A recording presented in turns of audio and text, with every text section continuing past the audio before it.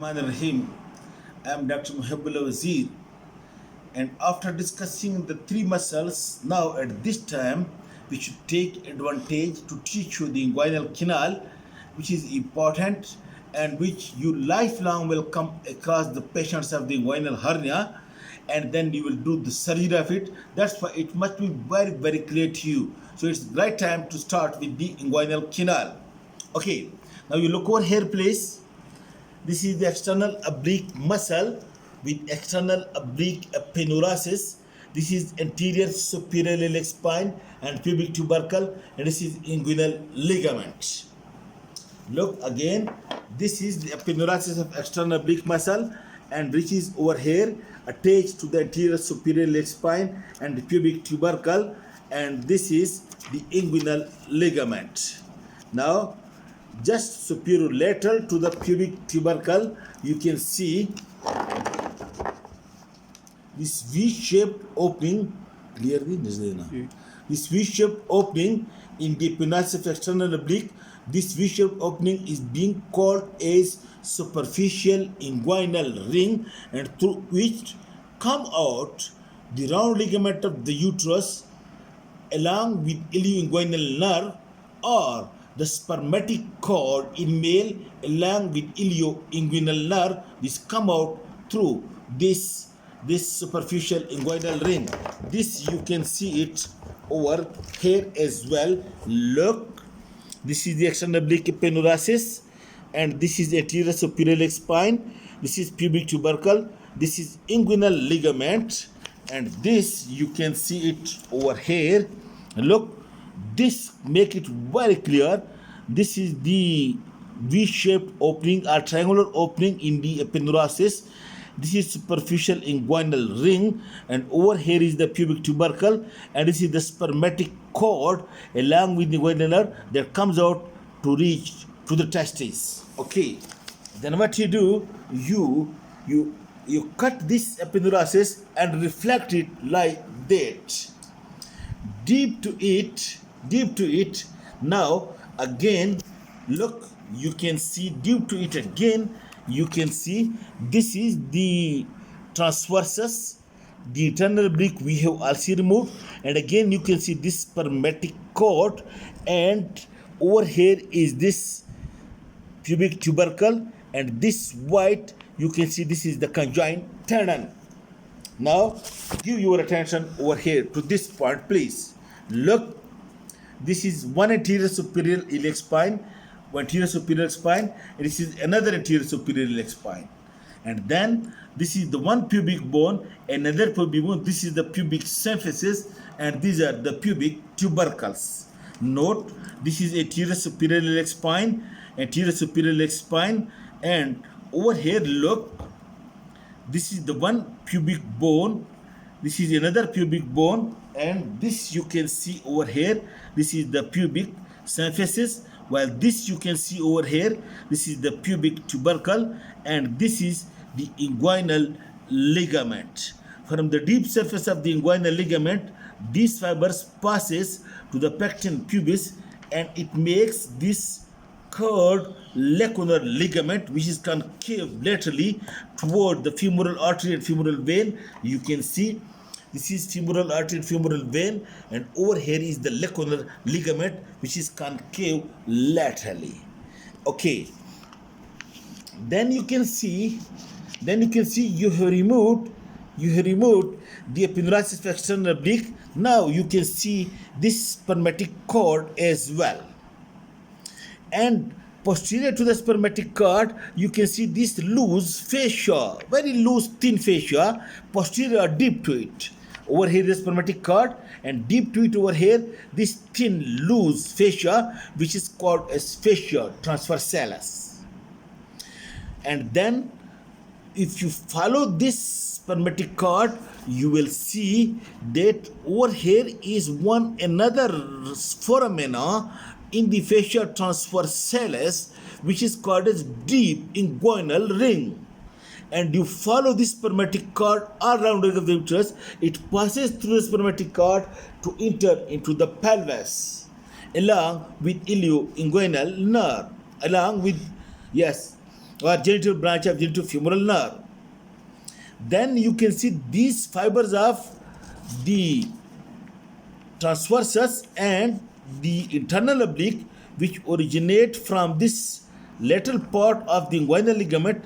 They arch around the deep inguinal ring and arch around this spermatic cord, and then this becomes medial to the spermatic cord and form one tendon which is called as conjoint tendon, and this conjoint tendon passes behind this spermatic cord to be attached hip bone.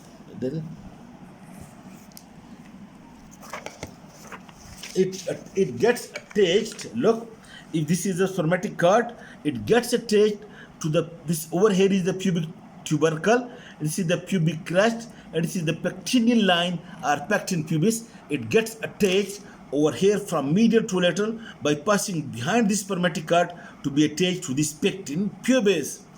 In this way, the point to be noted is that the transversus and internal oblique, it first lies over here anterior to the spermatic cord, anterior and lateral, then it becomes superior to it and arch around it, and then it becomes medial to it, and then it passes behind it, posterior to it. All right. At this point, you will note that some fibers from this transversus abdominis muscle, some fiber, it turns laterally, it leaves laterally, passing behind this spermatic cord around the margin of this deep inguinal ring to come to the inguinal ligament. In this way, over here, around the lower medial margin of the deep inguinal ring, there is a ligamentous or muscular fibers, mostly ligamentous fibers, and this helps in strengthening of the posterior wall as well as strengthening of the deep inguinal ring, and these fibers are called as interfoveolar ligament. These are actually the fibers of the transversus abdominis muscle or ligamentous fibers which relate from the abdominis muscle by passing deep to the inguinal, to the spermatic cord, and reach to the inguinal ligament. In this way, around the deep inguinal ring, another ligament is formed. Okay, now keeping these points in your mind, I hope now it will become very easy for you that, look, this is the anterior superior spine, this is the pubic tubercle, this is the inguinal ligament.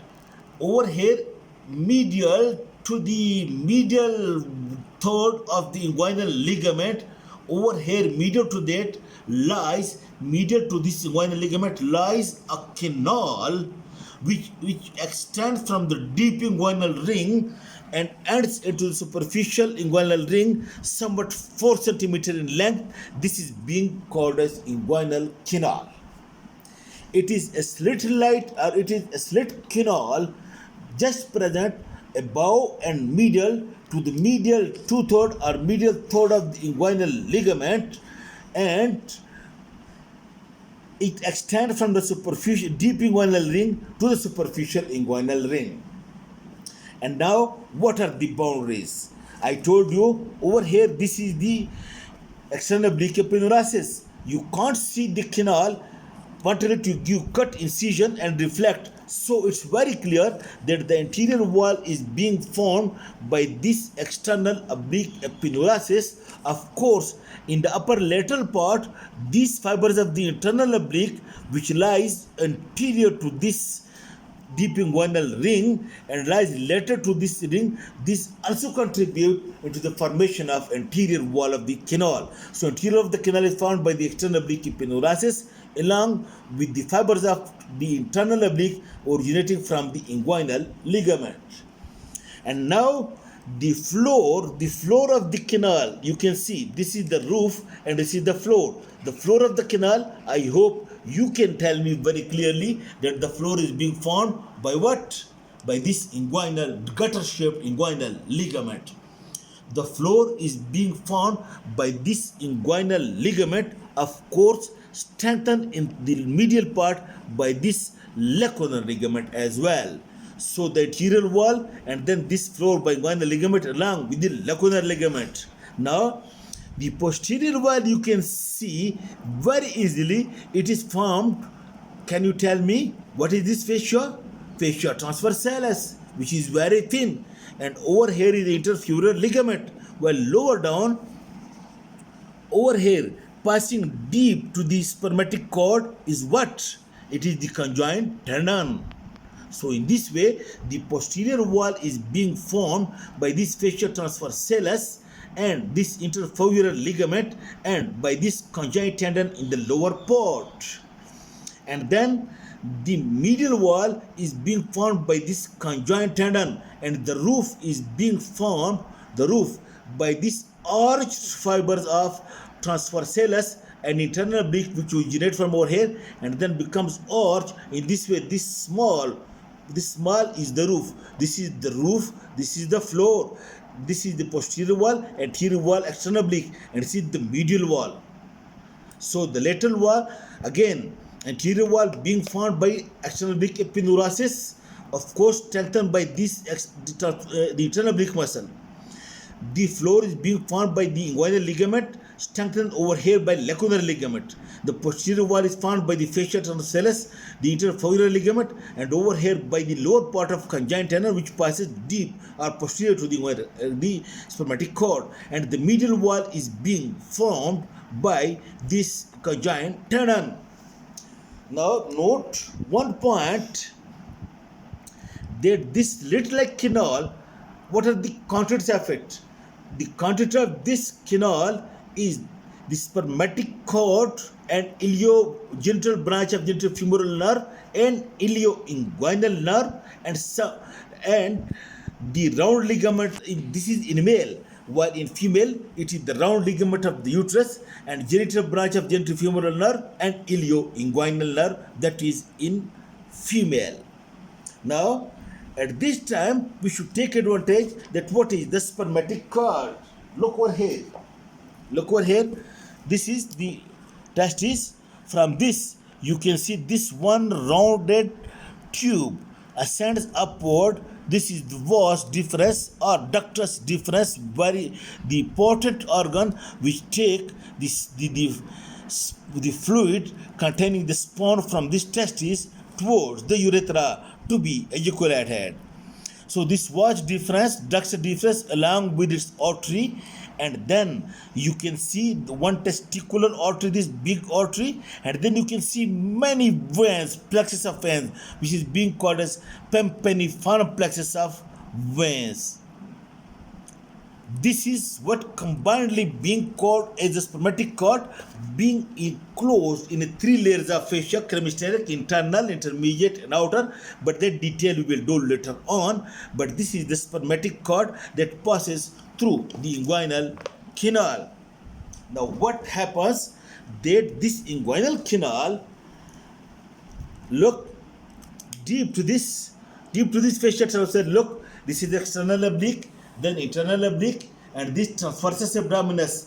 Deep to the transversus abdominis, the fascia transversalis, and deep to that lies the peritoneum, and deep to the peritoneum lies all the abdominal contents. Now we are standing, we are straining, we are coughing.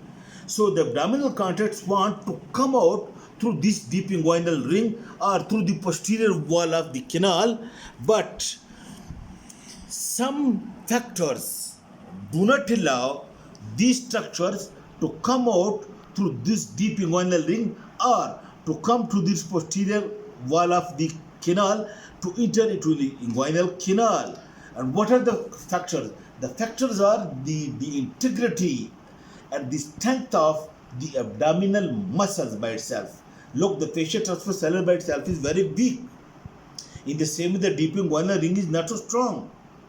But it is the look anteriorly, from anterior side, it is the external oblique muscle along with the internal oblique, while posteriorly it is the conjoint tendon which is being made by the transversus and internal oblique. So whenever someone is straining or coughing, the muscles contract, and when the muscles contract, they what they do, they approximate the anterior and posterior walls of the canal nearer to one another, and in this way the integrity of the canal depends upon the strength of these muscles, that is external, internal and transversus. And in the upper lateral part it is the external oblique and internal oblique, and in the lower medial part it is the internal oblique and transversus that keep the integrity of the canal and do not allow the structures to enter into the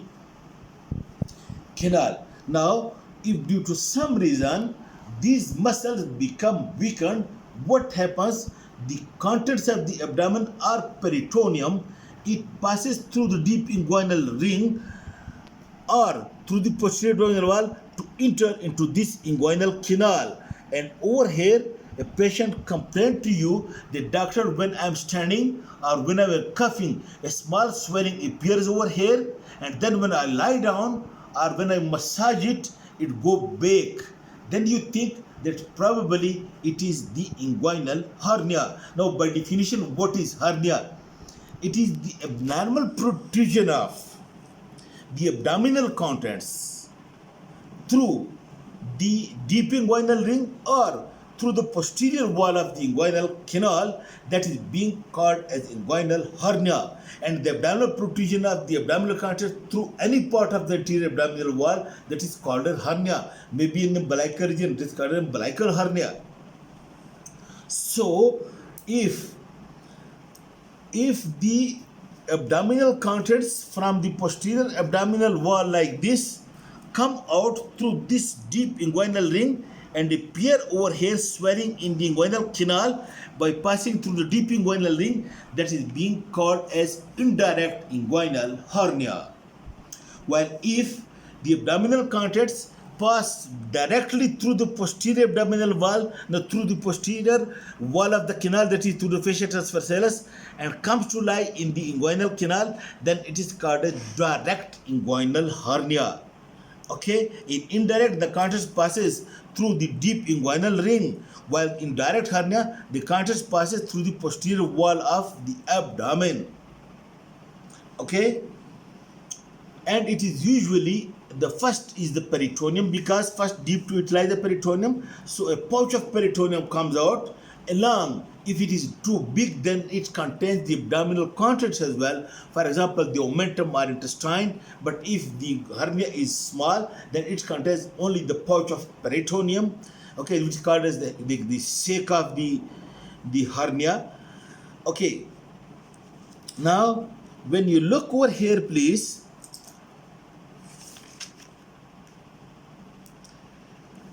look,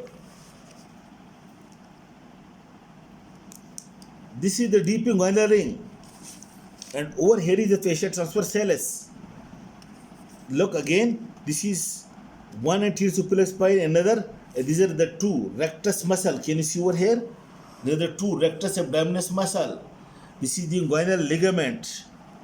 Now, deep to the posterior wall, that is deep to the fascia transversalis, over here is one artery passing upward, a branch of external iliac artery, which passes medial to the deep inguinal ring and enters over here into the rectus sheath, that is being called as inferior epigastric artery. So if you put your hand in the deep inguinal ring, medial to that you will feel the pulsation of the inferior epigastric artery. So what happens? A triangular area bounded laterally by this inferior epigastric artery and medially by this rectus abdominis muscle and below by this inguinal ligament. This triangle is being called as inguinal triangle of Hasselbeck, bounded above and laterally by this inferior epigastric artery and above and medially by this rectus abdominis muscle and below by the inguinal ligament. Overhead the rectus abdominis muscle, overhead the inguinal ligament, while deeply running is the inferior epigastric artery. This artery which you can see over here, look, this is the inferior epigastric artery, okay, which runs over here medial to this deep inguinal ring. And the point is that if the hernial sac lies medial to the artery, then it is called, then it is direct hernia, that is, it lies in the Hasselbeck triangle. But if the hernial sac lies lateral to the inferior epigastric artery, that is indirect hernia, inguinal hernia. Then what you do, then you do repair of the inguinal canal. What you do in the old very days when we were doing the house job in 1973, in 1981 and 82, we used to use the catgut and connect this conjoint tendon to the inguinal ligament this way, making the posterior wall strengthening. Then later on, Prolene mesh, that you take a Prolene wall and you make a mesh connecting this conjoint tendon to this inguinal ligament and making these rings narrow to lie equal to the tip of the finger. So this way the posterior wall is strengthened. Now what we do nowadays, we just